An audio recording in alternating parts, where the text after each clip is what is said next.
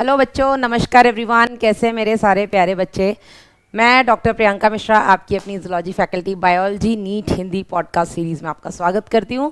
और मानव कार्यकी का बेटा अगला अध्याय आज हम शुरू करेंगे, जो है अपना गमन एवं संचलन, लोकोमोशन एंड मूवमेंट। ठीक है, शुरुआत करते हैं इसके परिचय भाग से। होता क्या है बेटा, तो हिंदी में वैसे तो बोला गया है कि गमन और संचलन लगभग एक ही चीज़ें होती है, आप दोनों को एक जैसा बोल सकते हो। लेकिन वास्तव में बेटा संचलन मतलब होता है मूवमेंट। ठीक है, एक ही जगह पे खड़े होकर के ये जो हम हाथ चला रहे हैं, हमारी जीभ चल रही है, हमारी आंखें चल रही हैं, ठीक है, हमारा सर घूम रहा है, ये सब बेटा होते हैं आपके संचलन यानी कि मूवमेंट्स। लेकिन कुछ ऐसे संचलन जिसमें कोई भी जीव अपनी स्थिति बदलता है, अपनी जगह बदलता है, ऐसे संचलनों को बेटा हम गमन बोलते हैं। अब गमन होता क्यों है, तो गमन होने के कई सारे कारण हो सकते हैं। जैसे खाने की तलाश में गमन हो सकता है, अपने पार्टनर की तलाश में गमन हो सकता है, अपने बचाव के लिए छुपने की तलाश में गमन हो सकता है। तो ये कुछ आपके कारण हो सकते हैं गमन के। ठीक है, आगे बढ़ते हैं। अगला टॉपिक है आपका एनसीईआरटी में गति के प्रकार। गति कितने प्रकार की होती है, तो सबसे पहले बेटा है आपकी कशाबिका गति, जिसको हम बोलते हैं फ्लैजुलर मूवमेंट्स। कशाबिका गति बेटा आपके शरीर में केवल और केवल एक जगह देखने को मिलती है, और वो देखने को मिलती है शुक्राणुओं में। ठीक है, शुक्राणुओं के पास जो पूंछ जैसी संरचना है उसी को बेटा फ्लैजुला बोला है, और उसी फ्लैजुला की वजह से वो गति कर पाते हैं, जिसको हम फ्लैजुलर या कशाबिका गति बोलते हैं, फ्लैजुलर मूवमेंट या कशाबिका गति। इसके अलावा बेटा आगे बढ़ते हैं। अगली है आपकी अमीबी गति। अमीबी गति मतलब अमीबा की जैसी। तो अमीबा आपको पता है बेटा कूटपाद का निर्माण करके, स्यूडोपोडिया का निर्माण करके गति करते हैं, और ऐसी कूटपादीय गति बेटा आपके शरीर में आपको महाभक्षाणु कोशिकाएं हो गई, आपके कुछ श्वेत रुधिर कणिकाएं हो गई बेटा, ये आपके अमीबी गति दर्शाते हैं। नेक्स्ट हो गया बेटा आपका कशाबी गति, जिसको हम बोलते हैं सीलियरी मूवमेंट्स। तो सीलियरी मूवमेंट्स में क्या होता है बेटा, कशाबी गति में कशाब सीलिया प्रेजेंट होते हैं आपके शरीर में कुछ जगह पर, जो कि गति करते हैं, और उस गति के दौरान वो किसी और पदार्थ को गति करने में मदद करती है। जैसे मादा जनन तंत्र में हमने पढ़ा डिंब वाहिनी, जिसको हम फेलोपियन नलिका बोलते हैं। पूरी फेलोपियन नलिका में बेटा आपकी सरल स्तंभाकार कशाभी कोशिकाएं या कशाभी उपकला पाई जाती हैं, जो कि अंडाणु को एक विशिष्ट दिशा में गति देती हैं। इसी तरीके से बेटा आपके पूरे श्वसन तंत्र में ऊपरी जो भाग है वहां पर पूरी आपकी ये कशाभी उपकला कोशिकाएं पाई जाती हैं। ठीक है, इसके बाद आती है बेटा आपकी पेशी गति। पेशी गति में जो भी आपकी गतियां होती हैं उनमें आपकी पेशियां मुख्य भूमिका निभाती हैं। अब पेशियों की जब हम बात करेंगे तो बेटा तो पेशियां कितने प्रकार की होती हैं वो हम देख लेते हैं। तो 3 प्रकार की मुख्य पेशियां होती हैं आपकी। कंकाली पेशियां, जिनको हम बोलते हैं स्केलेटल मसल्स, आपकी चिकनी या अंतरंग पेशियां, जिनको हम स्मूथ या विसरल मसल्स बोलते हैं। तीसरी हो गई आपकी हृदय पेशियां, जिनको हम कार्डियक मसल्स बोलते हैं। सबसे पहले अगर हम बात करें आपकी कंकाली पेशी की, तो कंकाली पेशियां बेटा, अच्छा ये पेशियां हमने किस नाम पर बेटा इनको इस तरीके से नाम दिया है, या किस आधार पर हमने इनको इस तरीके से नाम दिया है, तो बेटा इनका नाम देने का आधार है इनकी स्थिति। ये स्थित कहाँ पर होती है, तो कंकाली पेशियों का नाम ही कंकाली पेशियां इसलिए क्योंकि आपकी कंकाल यानी कि अस्थियों से जुड़ी हुई होती है। वहीं आपकी चिकनियां अंतरंग पेशियां, क्योंकि आपके अंतरंगों में आपके ऑर्गन्स में उपस्थित होती हैं, इसलिए हम इनको अंतरंग पेशियां बोलते हैं। वहीं आपकी हृदय पेशियां, क्योंकि आपके हृदय की भित्ति में पाई जाती है, इसलिए हम इनको हृदय पेशियां बोलते हैं। तो पहला अंतर बेटा इनके आधार के इनके स्थिति के आधार पर हुआ, और इसी वजह से इनका नाम दिया गया। दूसरा बेटा ये रेखित होती हैं या आरेखित होती हैं, तो कंकाली पेशियां आपकी रेखित होती हैं, जिनमें आपको हल्के और गहरे पट्टे देखने को मिलते हैं। अंतरंग या चिकनी पेशियों में आपको ऐसी कोई रेखा देखने को नहीं मिलती है, इसलिए आरेखित होती हैं। वहीं आपकी हृदय पेशियां भी रेखित यानी कि स्ट्राइटेड होती हैं। तीसरा पॉइंट बेटा हम देखेंगे कि जो आपकी कंकाली पेशियां होती हैं ये बेलनाकार होती हैं और अशाखित होती हैं। इन पेशियों में शाखाएं देखने को नहीं मिलती हैं। वहीं आपकी अंतरंग पेशियां बेटा तरकू रूपी होती हैं, टेपर्ड होती हैं दोनों तरफ से, स्पिंडल शेप जिनको हम बोलते हैं, और ये भी अशाखित होती हैं, इनमें भी ब्रांचिंग आपको देखने को नहीं मिलती है। तीसरी आपकी हृदय पेशियां बेटा ये होती तो बेलनाकार हैं जैसी आपकी कंकाली, लेकिन बेलनाकार होने के साथ साथ ये शाखित भी होती हैं, ब्रांच्ड होती हैं। नेक्स्ट पॉइंट बेटा अगर हम इनमें अंतर देखें तो आपकी कंकाली पेशियां जो होती हैं ये बेटा एक केंद्र की होती हैं, बहु केंद्र की होती हैं, मल्टी न्यूक्लिएटेड होती हैं। कई सारे इनमें केंद्रक होते हैं, और केंद्रक बेटा इनके परिधीय भाग में होते हैं। वहीं आपके अंतरंग पेशियों में बेटा एक केंद्र की होती हैं, केंद्रक बीचों बीच होता है। आपकी जो हृदय पेशियां होती हैं बेटा ये भी एक केंद्र की होती हैं, एक न्यूक्लियस इनमें होता है, और वो भी केंद्र में होता है। पांचवा इच्छा अनुसार ये तुम्हारे काम करती हैं या नहीं, इस आधार पर। तो कंकाली पेशियां हमारी इच्छा अनुसार काम करती हैं, ये आपकी ऐच्छिक पेशियां हो गई। मैं चाहती हूं तो मैं गति करूंगी, वरना मैं ऐसे ही खड़ी रहूंगी, ठीक है। तो कंकाली पेशियां मेरे कंकाल से जुड़ी हैं, कंकाल गमन एवं संचरण में मदद करता है और गमन एवं संचरण मेरे इच्छा अनुसार होगा। तो कंकाली पेशियां आपकी ऐच्छिक पेशियां होती हैं। अंतरंग पेशियां आपकी अनैच्छिक होती हैं, क्योंकि ये अंगों में उपस्थित होती है और अंग आपके हिसाब से काम नहीं करते। वहीं अगर हम दिल की बात करें, हृदय पेशियां तो तुम्हारी बिल्कुल नहीं सुनती हैं, तो ये भी आपकी अनैच्छिक पेशियां हो गई। आई होप आप सबके ईयरफोन्स लगे हैं, आंखें सबकी बंद हैं, सब मेरे लिरिक्स पे ध्यान दे रहे हैं, ठीक है। और मैं वही गा रही हूँ जो तुम्हारी एनसीईआरटी में लिखा है, ठीक है। आगे बढ़ते हैं बेटा, इसी कंकाली पेशी की संरचना को समझते हैं। कंकाली पेशी की, कंकाली पेशियां मैंने क्या बोला कि रेखित होती है, ठीक है। इस पर हम बात करेंगे, उससे पहले हम बात करें कि कंकाली पेशी जो होती है वो संगठित रूप में पाई जाती है, और एक संगठित पेशी में कई सारे पेशी बंडल, जिनको हम पूलिका या फैसिकल्स बोलते हैं, उन पेशी बंडलों से बेटा ये एक कंकाली पेशी बनी होती है।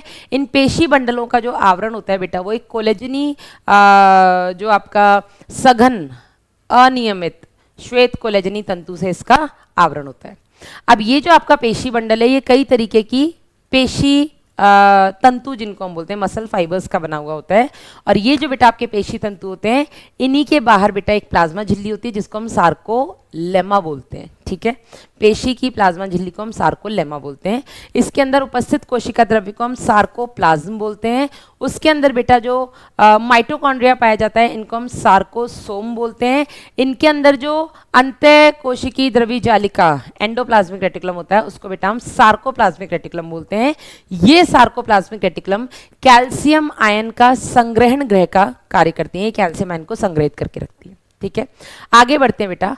अब मैंने कहा कि आपकी कंकाली पेशियां रेखित होती हैं, तो ये रेखित क्यों होती है? क्योंकि इनके अंदर दो संकुचनशील प्रोटीन पाए जाते हैं, एक्टिन और मायोसिन। ये जो बेटा एक्टिन तंतु होते हैं, ये पतले तंतु होते हैं, मायोसिन तंतु मोटे तंतु होते हैं। तो क्योंकि पतले और मोटे तंतु इन पेशियों में व्यवस्थित होते हैं, इन्हीं की वजह से बेटा ये कहीं हल्के तो कहीं गहरे रंग के दिखाई देते हैं, और इसी वजह से बेटा हम इनको रेखित बोलते हैं, ठीक है। कि यहाँ पे आपको रेखाएं देखने को मिलेंगी, हल्की रेखाएं, गहरी रेखाएं, हल्की रेखाएं, गहरी रेखाएं, और इस तरीके की पेशी को हम रेखित या स्ट्राइटेड मसल्स बोलते हैं। क्लियर है?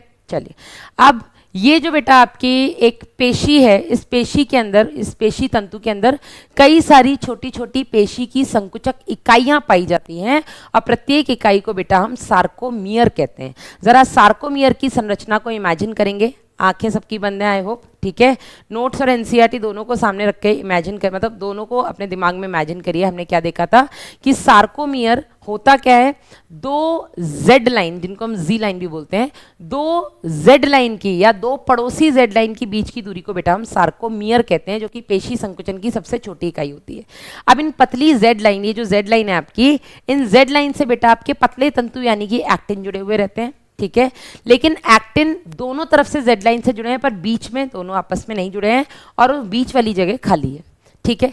अब ये बेटा इनके जी लाइन के बीच में, ठीक है, ऊपर जी लाइन, नीचे जी लाइन, इन चार जी लाइन के बीच में बेटा एक मोटा तंतु यानी कि मायोसिन तंतु होता है, और ये मायोसिन तंतु बेटा दो जी लाइन के बीच में होता है, ठीक है। अब हम उल्टा एक बार रिवाइज करना शुरू करते हैं। आप ऐसे मान के चलिए कि मायोसिन के मोटे मोटे तंतु एक के नीचे एक के नीचे एक व्यवस्थित हैं, और इसी मायोसिन तंतु के ऊपर बेटा आपके इस तरीके से, मतलब आप आँख खोल के एक बार मुझे देख सकते हो, जैसे ये बीच में मायोसिन तंतु है, इसके ऊपर इस तरीके से आपके पतले पतले एक्टिन तंतु है, लेकिन बीच में जगह खाली है। और ये खाली जगह जहाँ पर आपके एक्टिन तंतु मायोसिन तंतु के ऊपर नहीं होते हैं विश्राम अवस्था में, इसको बेटा हम एच क्षेत्र या हैंसन क्षेत्र बोलते हैं, एच जोन भी बोल देते हैं, ठीक है। यहाँ तक क्लियर है? अब वो पूरी लंबाई बेटा इस सार्कोमियर के अंदर जहां पर मायोसिन तंतु पाए जाते हैं, केवल मायोसिन तंतु, मतलब पूरे मायोसिन तंतु की जो लंबाई वाला जो भाग है, इसको बेटा हम ए बैंड या एनआइसोट्रॉपिक बैंड बोलते हैं। वहीं जो आपके एक्टिन तंतु होते हैं जो कि मायोसिन के ऊपर है, तो ए बैंड में आपका मायोसिन भी आता है और एक्टिन भी आते हैं, लेकिन वो वाला भाग जहां पर केवल एक्टिन तंतु पाए जाते हैं, ठीक है, और पीछे वो आपके जी लाइन से जुड़े हुए हैं, जी रेखा, जेड रेखा से जुड़े हैं, तो इसको बेटा हम बोलते हैं आई बैंड। तो आई बैंड, आइसोट्रॉपिक बैंड, जहां पर केवल और केवल आपके पतले तंतु यानी कि एक्टिन पाए जाते हैं, और ए बैंड मतलब एनाइसोट्रॉपिक बैंड, जहाँ पर पूरे एम जो आपका मायोसिन तंतु है उसकी लंबाई है, और इसके ऊपर बेटा आपके एक्टिन तंतु भी उपस्थित होते हैं। ठीक है, वो भाग मायोसिन तंतु का जहाँ पर सामान्य या विश्राम अवस्था में एक्टिन तंतु उसके ऊपर नहीं होते, उसको बेटा हम एच क्षेत्र बोलते हैं। दो जी लाइन के बीच की दूरी को बेटा हम सार्कोमियर बोलते हैं। और इसी मायोसिन तंतु के बीच में भी एक इमेजिनरी लाइन मतलब जो हम केवल इमेजिन करते हैं, एक लाइन पतली सी उपस्थित होती है जिसको हम एम लाइन बोलते हैं। तो ये हो गया बेटा एक सार्कोमियर, जो कि आपकी पेशी संकुचन की सबसे छोटी इकाई है। अब हम समझते हैं पेशी संकुचन को। उससे पहले बेटा संकुचनशील प्रोटीन एक्टिन और मायोसिन की संरचना को जरा सा समझते हैं। तो एक्टिन जो होते हैं बेटा, जो पतले तंतु बनाते हैं, ये एक्टिन 3 इकाइयों से मिलकर के बनते हैं। एक तो स्वयं एक्टिन, दूसरा बेटा आपका ट्रोपोमायोसिन, तीसरा आपका ट्रोपोनिन। जिसमें एक्टिन जो होता है वो 2 तरीके का होता है, जी और एफ एक्टिन, ग्लोबुलर और फिलामेंट तंतु एक्टिन। जो जी एक्टिन होते हैं उसमें छोटी छोटी गोल गोल बॉल होती हैं। यही छोटी छोटी गोल गोल बॉल आपस में बहुलीकरण करती हैं, पॉलीमराइजेशन करती हैं मैग्नीशियम आयन की उपस्थिति में, और ये बेटा बहुलीकरण करके एक लंबी तंतु बनाती हैं जिनको हम फिलामेंट एक्टिन या तंतु में एक्टिन बोलते हैं। ठीक है, दूसरी हो गई आपकी ट्रोपोमायोसिन। तो ट्रोपोमायोसिन बेटा पतले से तंतु होते हैं, एक जोड़ी, जो कि आपके एक्टिन, जो फिलामेंट एक्टिन है, जो तंतु में एक्टिन है, उसको ऐसे सर्पिल रूप से ऐसे घेरे हुए रहते हैं। और इसी के ऊपर बेटा जगह जगह पर ट्रोपोनिन पाई जाती हैं। ट्रोपोनिन की भी 3 उप इकाइयां होती हैं, troponin I, troponin T, troponin C. इतना डिटेल में वैसे आपकी एनसीईआरटी में नहीं दिया हुआ है। ठीक है, ट्रोपोनिन आई जो कि एक्टिन और मायोसिन को जुड़ने से इनहिबिट यानी कि रोकती है, ट्रोपोनिन टी जो कि ट्रोपोमायोसिन से जुड़ी होती है, और ट्रोपोनिन सी जो कि कैल्शियम आयन से जुड़ने वाली है। ठीक है, अब हम देखते हैं मोटे तंतु यानी कि मायोसिन के बारे में। तो मायोसिन बेटा 2 इकाइयों से मिलकर के बना, दोनों इकाइयां एक जैसी हैं, इनका नाम है मीरोमायोसिन। ये जो मीरोमायोसिन होता है बेटा, इसमें एक शीर्ष होता है, गर्दन होती है और फिर इसकी पूंछ होती है। ठीक है, तो दोनों मीरोमायोसिन आपस में जुड़े होते हैं, दोनों के शीर्ष, दोनों की गर्दन आपस में से लिपटी होती है, दोनों की पूंछ आपस में से लिपटी हुई होती है, जिसमें इसका शीर्ष और गर्दन मिलकर के बेटा भारी भाग बनाता है, जिसको हम बोलते हैं हैवी मीरोमायोसिन, HMM, भारी मीरोमायोसिन। वहीं इसकी सर्पिल तरीके से जुड़ी हुई पूंछ बेटा हल्का भाग बनाती है, जिसको हम बोलते हैं लाइट मीरोमायोसिन या हल्का मीरोमायोसिन, LMM। और यहाँ पर जहाँ दोनों की गर्दन आपस में जुड़ी है, इसको बेटा हम क्रॉस आर्म बोलते हैं, क्योंकि यहाँ पे दोनों एक दूसरे को क्रॉस करती है। ठीक है, अब होता क्या है, पेशी संकुचन की प्रक्रिया को समझते हैं। तो सबसे पहले तो पेशी संकुचन की जो क्रिया है, कई सारी दी हैं, हमें जो पढ़नी है वो पढ़नी है हमें स्लाइडिंग फिलामेंट थ्योरी, सर्पिल तंतु सिद्धांत, जो कि आपके सर्पिल तंतु सिद्धांत हक्सले ने दिया था। ठीक है, हक्सले ने दिया था, नीट में नहीं आएगा, यहाँ से नहीं आता है क्योंकि एनसीईआरटी में नहीं है, लेकिन स्लाइडिंग फिलामेंट थ्योरी आता है। स्लाइडिंग फिलामेंट थ्योरी का मतलब क्या है? स्लाइडिंग फिलामेंट थ्योरी या सर्पिल तंतु सिद्धांत का मतलब ये होता है कि पेशी संकुचन के दौरान एक्टिन तंतु मायोसिन के ऊपर फिसलते हैं, ऐसे स्लाइड करते हुए जाते हैं। ठीक है, और इस वजह से बेटा हम इसको सर्पिल तंतु सिद्धांत बोलते हैं। अब होती कैसे ये क्रिया, जरा समझिएगा इसको। जब भी कोई बाहर से उद्दीपन आता है, स्टिमुलस आता है, तो बेटा क्या होता है, मैसेज आपके कहाँ जाएगा, ब्रेन तक, कि उद्दीपन आया, हमें पेशी संकुचन करना है, क्या करना है। ठीक है, सपोज आप चल रहे थे, चलते चलते पैर कांटे पर पड़ गया, तो जल्दी से मैसेज किया कि पैर पीछे करो। तो पैर पीछे करो का मैसेज कौन देगा? आपका मस्तिष्क देगा ना। कब देगा? जब मस्तिष्क के पास मैसेज जाएगा कि पैर कांटे पर पड़ गया है। ठीक है, तो मस्तिष्क से आपके सेंट्रल नर्वस सिस्टम, आपके केंद्रीय तंत्रिका तंत्र से कुछ चालक न्यूरॉन आएंगे, जिनको हम मोटर न्यूरॉन्स बोलते हैं। वो मैसेज को लेकर आएंगे कि पैर पीछे करो। ठीक है, अब होता क्या है बेटा, ये आता तो मैसेज आपके तंत्रिकाओं यानी कि न्यूरॉन्स से है, लेकिन काम कहाँ करता है? पेशियों पर। तो तंत्रिका और पेशियों के बीच में बेटा जो संधि होती है, जिसको हम न्यूरोमस्कुलर जंक्शन या तंत्रिका पेशी संधि बोलते हैं, इस तंत्रिका पेशी संधि में क्या होता है बेटा, आपके जो न्यूरॉन है, उस न्यूरॉन की जो सिनेप्टिक झिल्ली होती है, अग्र सिनेप्टिक झिल्ली, वहां से कुछ न्यूरोट्रांसमीटर्स निकलते हैं एसिटाइल कोलिन नाम के, और ये एसिटाइल कोलिन आपकी पेशी के ऊपर उपस्थित उसके ग्राही से जाकर के जुड़ते हैं। और जैसे ही बेटा ये उसकी ग्राही से जुड़ते हैं तंत्रिका पेशी संधि पर, पूरी के पूरे कोशिका द्रव्य में या सार्कोप्लाज्म में एक मैसेज फैल जाता है कि पेशी संकुचन करना है।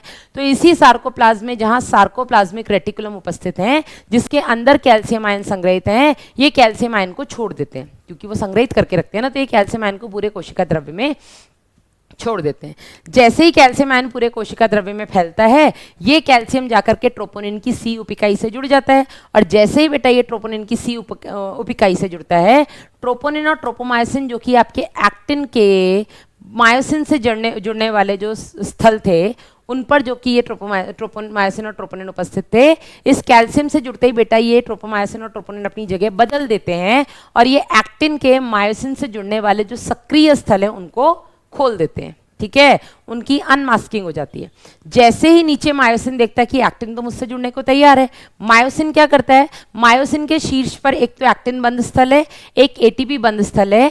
मायोसिन जल्दी से एक एटीपी से जुड़ करके एटीपीएज एंजाइम की उपस्थिति में उसको तोड़ता है, एडीपी और इनऑर्गेनिक फॉस्फेट बनाता है, और इससे बेटा उसको जो ऊर्जा मिलती है, उस ऊर्जा की मदद से ये जो मायोसिन का सर लेटा हुआ था एकदम से खड़ा होकर के एक्टिन के बंध स्थल, जो मायोसिन के शीर्ष पर एक्टिन का बंध स्थल है, ये जाकर के बेटा एक्टिन पर जो मायोसिन बंध स्थल है उससे जुड़ जाता है, और इन दोनों के जुड़ते ही बेटा एक क्रॉस ब्रिज का निर्माण होता है, एक क्रॉस सेतु का निर्माण होता है।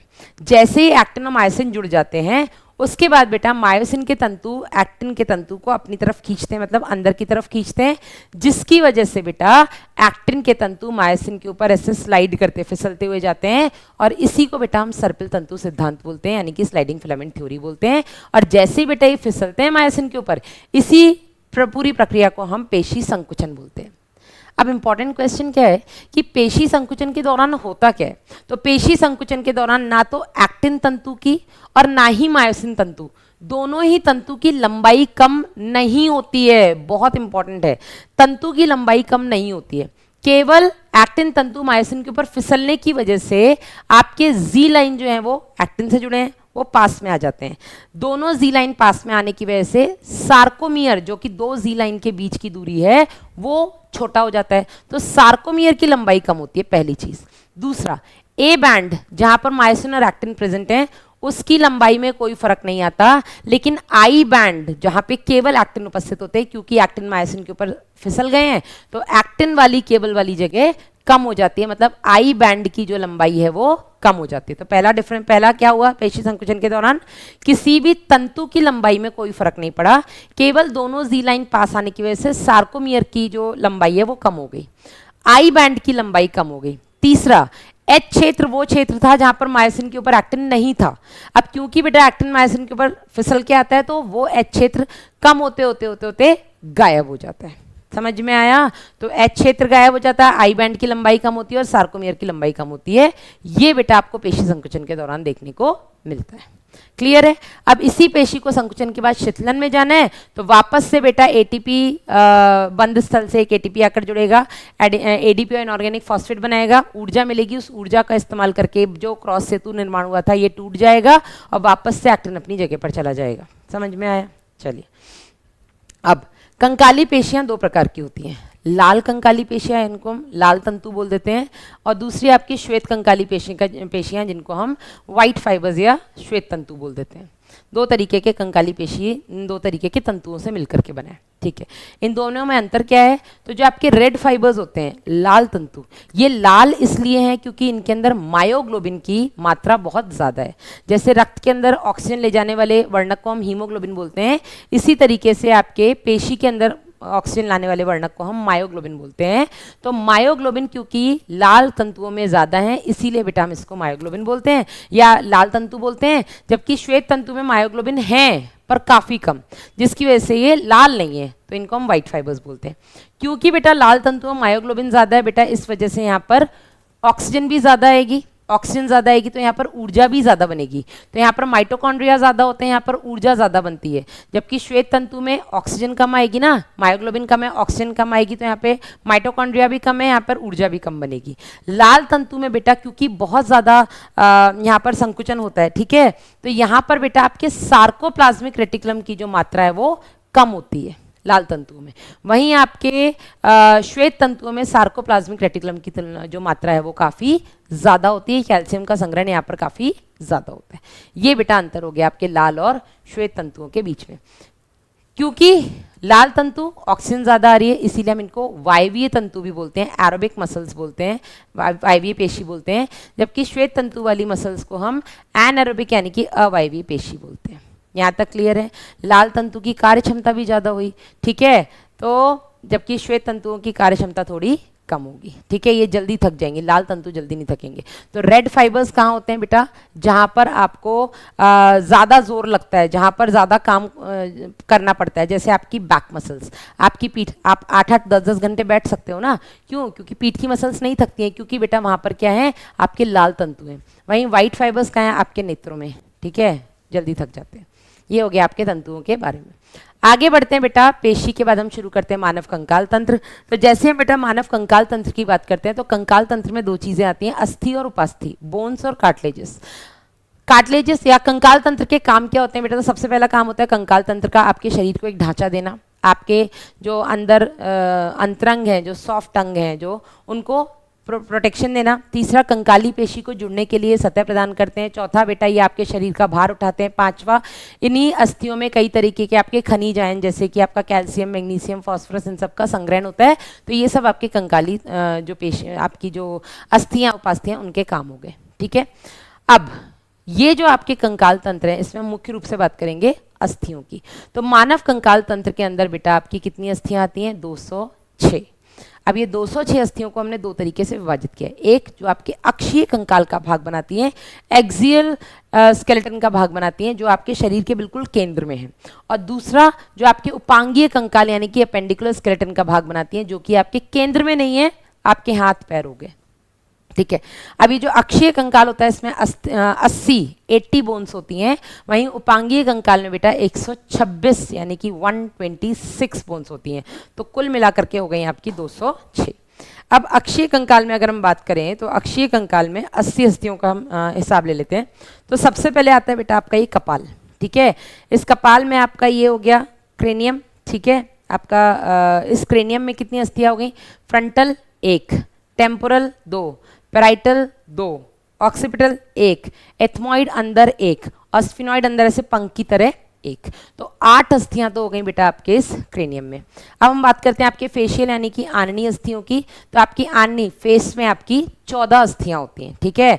तो इसमें 14 अस्थियों का हिसाब ले लेते हैं। तो नाक में ही हो गई आपकी 5, एक वोमर हो गई, 2 नेजल हो गई, कॉन्के हो गई, ये 5 हो गई आपकी नाक में। इसके अलावा आपकी लेक्राइमल अस्थि हो गई, आंखों की यहाँ पर लेक्राइमल अस्थि 2 हो गई, 7। फिर आपके ये मैग्जिला हो गई, ठीक है। ये जाइगोमेटिक हो गई, ठीक है, ये जाइगोमेटिक हो गई।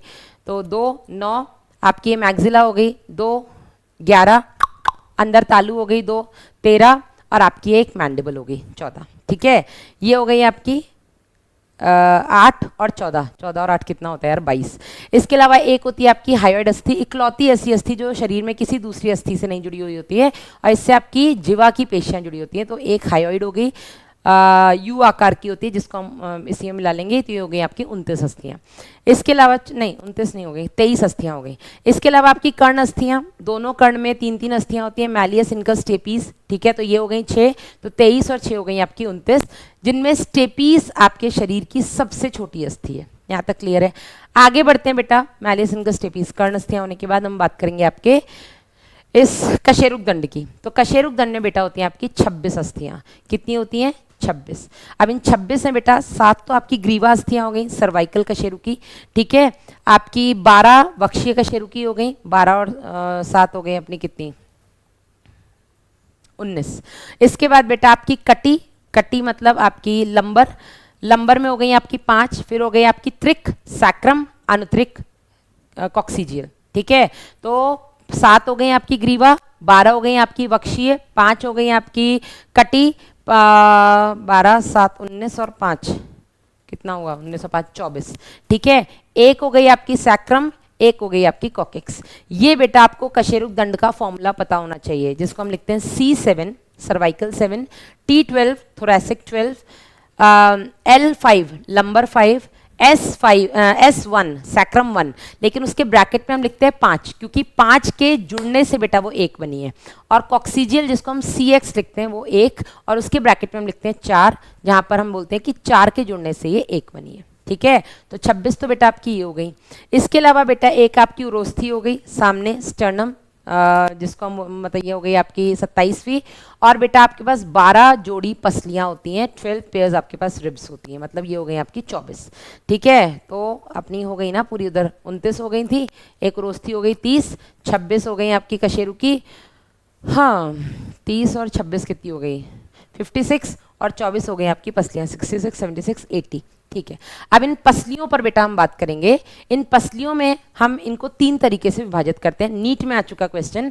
सबसे पहले हम बात करते हैं बेटा आपकी वास्तविक पसलियों की, ट्रू रिब्स की। ठीक है, ट्रू रिब्स आपकी शुरुआती पहली से लेकर के 7वीं तक 7 जोड़ी आपके पास ट्रू रिब्स या वास्तविक पसलियां होती हैं। वास्तविक पसलियां वो पसलियां होती हैं जो पीछे यानी कि आपके शरीर के पृष्ठ भाग में आपकी पहली, दूसरी, तीसरी, चौथी, पांचवी, छठी, 7वीं वक्षी कशेरुकी से जुड़ी हैं, और आगे आकर के बेटा वो आपकी उरोस्थी से जुड़ी हैं हाइलिन कार्टिलेज की मदद से। वहीं अगली बेटा जो 3 जोड़ी होती हैं, 8, 9, 10 जोड़ी जो होती हैं, इनको हम कूट पसलियां यानी कि फॉल्स रिब्स बोलते हैं, क्योंकि पीछे तो बेटा आपके शरीर के पृष्ठभाग में तो ये आपकी 8वीं, 9वीं, 10वीं वक्षी कशेरुकी से जुड़ी होती है, लेकिन आगे बेटा ये आपकी 7वीं पसली से हाइलिन कार्टिलेज, हाइलिन उरोस्थी की मदद से जुड़ी हुई होती है। ये हाइलिन उपास्थि की मदद से जुड़ी होती है, ये उरोस्थी से नहीं जुड़ी होती है, इसलिए 8, 9, 10 बेटा आपकी कूट पसलियां हुई। वहीं बेटा आपकी 11वीं और 12वीं जोड़ी को हम प्लावी पसलियां या फ्लोटिंग रिब्स बोलते हैं, क्योंकि पीछे यानी शरीर के पृष्ठभाग में तो ये आपके शरीर की 11वीं और 12वीं वक्षीय कशेरुकी से जुड़ी होती है, लेकिन आगे ये किसी से नहीं जुड़ी होती, बस ये ऐसे होती हैं। ठीक है, तो इनको हम फ्लोटिंग रिब्स बोलते हैं कि ये बस फ्लोट कर रही हैं, उड़ रही हैं ऐसे हवा में, ऐसे तैर रही हैं। फ्लोटना मतलब, फ्लोट करना मतलब तैरना। ठीक है, तो ये हो गई बेटा आपकी 12 जोड़ी पसलियां। अब यहां से आपके नीट में क्वेश्चन आया, जो शुरुआती आपकी 7 जोड़ी हो गई, इनको हम वास्तविक पसलियां या बेटा हम इनको वर्टिब्रो स्टर्नल पसलियां बोलते हैं, क्योंकि पीछे वर्टिब्रल से और आगे स्टर्नम से जुड़ी हुई होती है। अगली जो 3 हो गई बेटा उनको हम वर्टिब्रो कॉन्ड्रल पसलियां बोलते हैं, क्योंकि पृष्ठभाग में ये वर्टिब्री से, कशेरुकी से, और आगे ये कार्टिलेज की मदद से 7वीं पसली से जुड़ी होती है, इसलिए हम इसको कॉन्ड्रल, वर्टिब्रो कॉन्ड्रल। जबकि आखिरी 2 को हम केवल वर्टिब्रल पसलियां बोलते हैं, क्योंकि केवल पृष्ठभाग में वर्टिब्री से जुड़ी है, आगे ये किसी से नहीं जुड़ी है। डन, अधर भाग में किसी से नहीं जुड़ी है। यहीं पर एक और चीज बेटा इंपॉर्टेंट है, वो ये कि आपकी जो पसलियां हैं जो पीछे पृष्ठभाग में आपकी वक्षीय कशेरुकी से जुड़ी हैं बेटा, तो ये वक्षीय कशेरुकी से 2 जगह जुड़ी हैं, इनके 2 शीर्ष हैं, इसीलिए आपकी जितनी भी बेटा पसलियां हैं ये सारी की सारी 2 शीर्ष वाली हैं, इनके 2 शीर्ष हैं जिनसे ये वक्षीय कशेरुकी से जुड़ी है। यहीं पर एक चीज बेटा मैं आपको और बता दूं कि हमारा ये जो कपाल है, स्कल जो है बेटा, ये स्कल भी अपना डाइकोंडाइलिक है, द्विकंदकी ऐसा कुछ बोलेंगे, द्विकंदीय डाइकोंडाइलिक स्कल आपको पता होना चाहिए। डाइकोंडाइलिक स्कल केवल स्तनियों और उभयचर का होता है, इसके अलावा मछली, आपके सरीसृप और पक्षी, इन सभी का मोनोकोंडाइलिक स्कल होता है, ये आपको पता होना चाहिए। डाइकोंडाइलिक स्कल होता है हमारा। ठीक है, यहाँ पर हो गया बेटा आपका कंप्लीट, क्या यहाँ पर हो गया आपका कंप्लीट अक्षीय कंकाल। अक्षीय कंकाल में कुछ नहीं छूट रहा है, हमने सारी अस्थियों की बात कर ली। अब हम बात करेंगे बेटा आपके उपांगीय कंकाल की, जिसमें 106 अस्थियां आती हैं, अपेंडिकुलर स्केलेटन।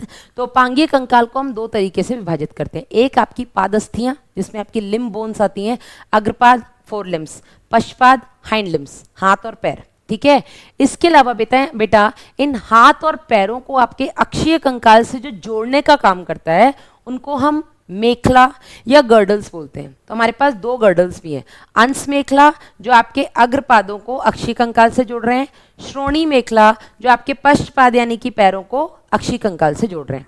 अब अंश मेखला में आपकी 2 जोड़ी अस्थियां आती हैं, 2 जोड़ी, एक जोड़ा इधर, एक जोड़ा इधर। तो दाईं ओर आपका आगे आप देख रहे हैं क्लेविकल, जिसको हम कॉलर अस्थि बोलते हैं, पीछे हो गया आपका स्कैपुला। ठीक है, जिसको हम, ये आपकी एक ट्राइंगुलर शेप की एक त्रिकोणीय अस्थि होती है। ठीक है, जिसमें एक्रोमियन प्रोसेस यहाँ निकला हुआ था, जिससे क्लेविकल से जुड़ी होती है, और यहीं पर नीचे एक ग्लिनॉइड गुहा बनती है, इसी ग्लिनॉइड गुहा में हमारे हाथ का ये ह्यूमरस हड्डी घूम रही है। ठीक है, तो ये हो गई क्लेविकल और स्कैपुला, इधर हो गई क्लेविकल स्कैपुला।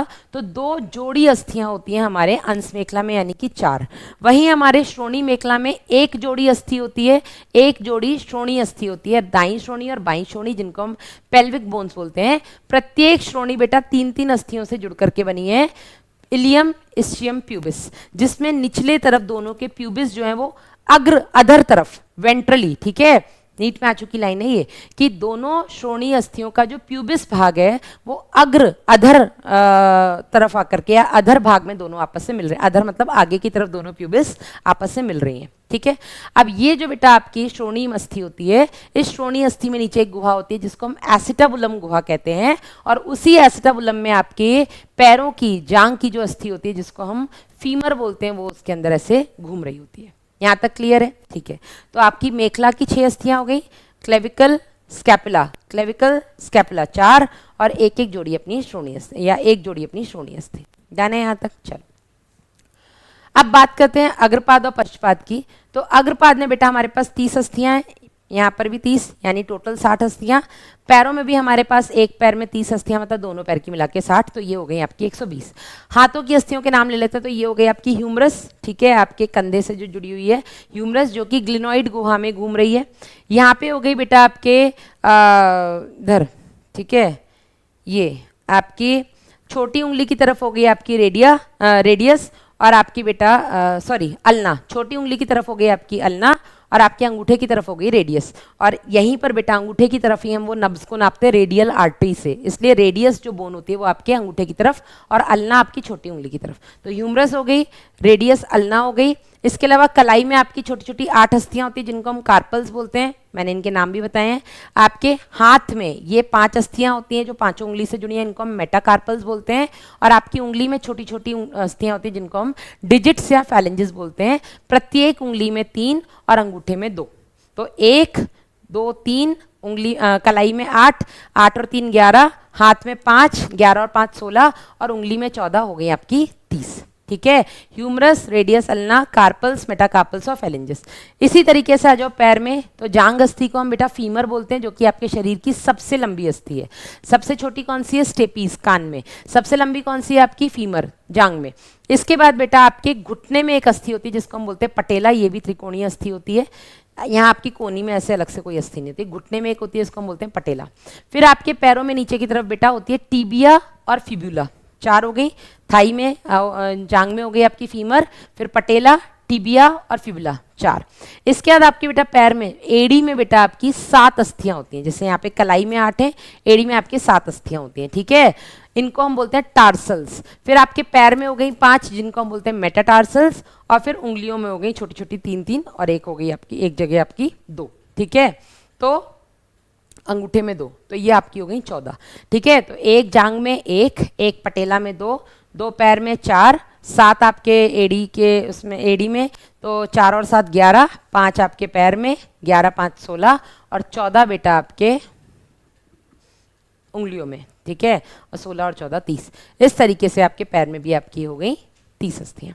बस आपको एक चीज़ यहाँ पे जाननी है, ग्लिनोइड गुहा आपके अंश मेखला में होती है, जिसमें आपका ये एसिटाबुलम, आपका ये ह्यूमरस घूम रहा है, और श्रोणी मेखला में जो गुहा होती है उसको हम एसिटाबुलम बोलते हैं, जिसमें आपका ये फीमर घूम रहा है। डन। यहाँ पे खत्म होती हैं आपकी सारी अस्थियाँ। थोड़ा आगे बढ़ते हैं, नया टॉपिक है आपके एनसीईआरटी का जोड़, ठीक है, जॉइंट्स। 3 तरीके के बेटा हमारे शरीर में जोड़ होते हैं। फाइब्रस जोड़, जिनको हम संधि या तंतुमय जोड़ बोलते हैं। दूसरे हो गए बेटा आपके कार्टिलेजिनस जोड़, जिनको हम उपास्थल जोड़ बोलते हैं। तीसरे हो गए आपके साइनोवियल जोड़। जो तंतुमय जोड़ होते हैं बेटा एकदम फिक्स होते हैं, ये बिल्कुल भी नहीं हिलते हैं, और ये इनके बीच में जो जोड़ होते हैं इनको हम सूचर्स बोलते हैं। तो आपके ये जो कपाल की अस्थियां हैं, ये सारी अस्थियां यहाँ पे तंतुमय जोड़ होते हैं, फाइब्रस जोड़ होते हैं, जिसकी वजह से यहाँ पर किसी भी तरीके की गति नहीं होती।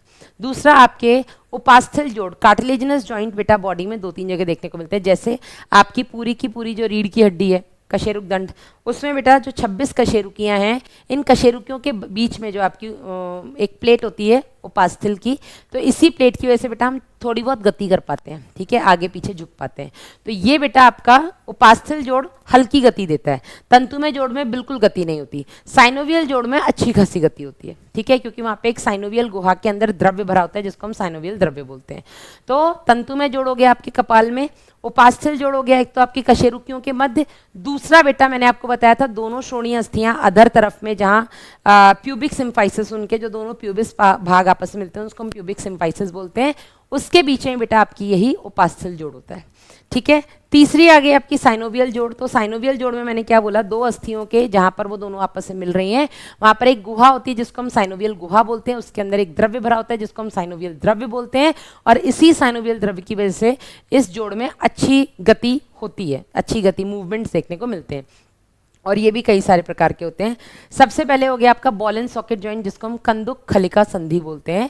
बॉल एंड सॉकेट जॉइंट देखो आपको यहाँ देखने को मिलेगा। ठीक है, अंश मेखला में आपका ह्यूमरस घूम रहा है, अंश मेखला की ग्लिनोइड गुहा में आपका ह्यूमरस घूम रहा है, और आपके श्रोणी मेखला के एस्टेबुलम गुहा में आपका पैर घूम रहा है। ठीक है, तो ये हो गए, या पैर या यूं बोल दो आपका थाई, फीमर घूम रही है। ठीक है, ये हो गई आपकी कंदुक खलिका बॉल एंड सॉकेट जॉइंट। दूसरा हो गया आपका हिंज जॉइंट जिसको हम कब्जा संधि बोलते हैं। हिंज जॉइंट देखो जहां पर केवल एक ही दिशा में आप गति कर सकते हो। ठीक है, 180 डिग्री। तो ये आपके यहाँ हो गया कोनी में। ठीक है, ये आपके घुटने में भी हो गया, आप पैर केवल पीछे ले जा सकते हो, सीधा कर सकते हो। ये हो गई आपकी हिंज जॉइंट। उंगलियों में भी ये देखो, ये आपकी हिंज जॉइंट है फैलेंजिस के मध्य। ठीक है, तीसरी हो गई बेटा आपकी पाइवट जॉइंट जिसको हम दुराग्र संधि बोलते हैं ना। ये बेटा आपके एटलस और एक्सिस के बीच में होता है। ये जोड़ आपके नीट में आ चुके क्वेश्चन है कई बार। चौथा हो गया बेटा आपका ग्लाइडिंग जॉइंट जिसको हम सर्पिल या क्या बोलेंगे, विसर्पी संधि बोलते हैं। ठीक है, विसर्पी संधि आपको इन कार्पल्स के मध्य देखने को मिलती है जिसमें वो एक दूसरे के ऊपर थोड़ा सा फिसल जाते हैं। ठीक है, और आपको अच्छी गति देते हैं। पांचवा होता है बेटा आपका इसमें सैडल जोड़। सैडल जोड़ आपको अंगूठे के मेटाकार्पल और कार्पल के बीच में देखने को मिलेगा। ये एक तरीके का बॉल एंड सॉकेट जॉइंट ही होता है जहाँ पर देखो कितने सारे मूवमेंट है, ऐसा भी है और यूँ घूमने वाला भी है। तो ये बेटा जोड़ आपको पता होना चाहिए, यहाँ से आपके नीट में क्वेश्चन आता है। कंदुक खलिका ये हो गया। ठीक है, हिंज ये हो गया, दुराग्र ये हो गया, सर्पिल या विसर्पी ये हो गया, और सैडल ये हो गया। ठीक है, चलो आंख खोल के देख लो एक बार प्लीज, एक बार और आंखें खोल लो। तो आपकी कंदुक खलिका ये देखो, हाथ घूम रहा है इस कौन सी गुहा में, आपकी ग्लिनोइड गुहा में। ठीक है, फिर आपका हिंज, हिंज जोड़ ये हो गया ऐसे कोनी में। ठीक है, फिर आपका ये देखो, ये हो गया दुराग्र एटलस एक्सिस के बीच में। ये हो गया आपका सैडल अंगूठे के कार्पल मेटाकार्पल के बीच में, और ये विसर्पी कार्पल है ना कलाई में। ये हो गए आपके विसर्पी जोड़। लास्ट टॉपिक है इस चैप्टर का रोग, आपके पेशी और कंकाल तंत्र से जुड़े हुए रोग। तो सबसे पहले बेटा आपका इसमें माइस्थीनिया ग्रेविस। माइस्थीनिया ग्रेविस एक तरीके का स्वप्रतिरक्षी रोग है, वेरी इंपॉर्टेंट। ये मानव स्वास्थ्य एवं रोग के हिसाब से भी इंपॉर्टेंट है और यहाँ के हिसाब से भी, नीट 2018 में आया था। ठीक है, तो माइस्थीनिया ग्रेविस बेटा एक तरीके का स्वप्रतिरक्षी रोग है जिसमें आपके ही प्रतिरक्षा तंत्र अपनी ही कोशिकाओं को खा जाते हैं, जिसकी वजह से धीरे मतलब ये एक तरीके से तंत्रिका पेशी संधि पर, न्यूरोमस्कुलर जंक्शन पे ये प्रभाव डालता है, जिसकी वजह से पेशियां धीरे धीरे पैरालाइज हो जाती हैं। ठीक है, कंकाली पेशियां धीरे धीरे पैरालाइज हो जाती हैं। दूसरा आता है बेटा आपका हम बोलते हैं उसको मस्कुलर डिस्ट्रॉफी, पेशी दुष्पोषण। ठीक है, मस्कुलर डिस्ट्रॉफी एक तरीके का जेनेटिक विकार है, जेनेटिक मतलब आनुवंशिक विकार है। ठीक है, जिसमें ये भी आपकी कंकाली पेशियों को ही प्रभावित करता है, जिसमें डिस्ट्रोपिन प्रोटीन नहीं बन पाता है, जिसकी वजह से पेशियां आगे जाके पैरालाइज हो जाती हैं। तीसरा हो गया बेटा आपका टिटैनी या टिटनेस जिसको हम बोलते हैं। इसमें क्या होता है बेटा, आपके कैल्शियम आयन की कमी होने की वजह से पेशियों में इठन होती है। चौथा हो गया बेटा आपका अर्थराइटिस जिसको हम संधि शोथ बोलते हैं। संधियां जहाँ पर हैं, जोड़ जहाँ पे हैं, उनमें इन्फ्लेमेशन शोथ हो जाना, सूजन वगैरह आ जाना। ठीक है, फिर है बेटा आपका ऑस्टियोपोरोसिस जिसको हम अस्थि सुषिरता बोलते हैं। गेस ऑस्टियोपोरोसिस, ऑस्टियोपोरोसिस बेटा ये एज संबंधी मतलब उम्र के साथ होने वाला रोग है। अक्सर बेटा औरतों में मीनोपॉज के बाद यानी कि ऋतुस्राव जब रुक जाता है ना, उसके बाद बेटा अक्सर ये देखने को मिलता है जब उनमें ईस्ट्रोजन की मात्रा कम हो जाती है, जिसकी वजह से इनकी अस्थियां जो होती हैं, अस्थियों में अस्थियां खोखली हो जाती हैं। ऑस्टियो मतलब अस्थि, पोरोसिस मतलब अंदर पोर, अंदर खोखली हो जाती। क्यों? क्योंकि अस्थियों में से कैल्शियम रक्त में आ जाता है। ठीक है, जिसकी वजह से अस्थियां अंदर से खोखली हो जाती हैं और आसानी से फ्रैक्चर वगैरह हो सकती हैं। आखिरी रोग है बेटा आपका गाउट। गाउट भी एक तरीके का संधि शोथ यानी कि अर्थराइटिस ही है। बस यहाँ पर इंपॉर्टेंट ये है कि इसमें यूरिक अम्ल के जो लवण होते हैं, जो क्रिस्टल्स होते हैं, कण होते हैं, वो बेटा शोथ जो आपकी संधियां होती हैं वहाँ पर जमा हो जाते हैं। ठीक है, तो ये खत्म होता है आपका गमन एवं संचलन अपने 39 मिनट्स की क्लास में। ठीक है, आई होप आपको बढ़िया समझ में आया होगा। सेशन को लाइक करके और मुझे कमेंट में ज़रूर बताना कि कैसा रहा। ठीक है, नेक्स्ट लेक्चर में मानव कार्यकी का अगला अध्याय पकड़ेंगे। तब तक के लिए बाय बाय, टेक केयर।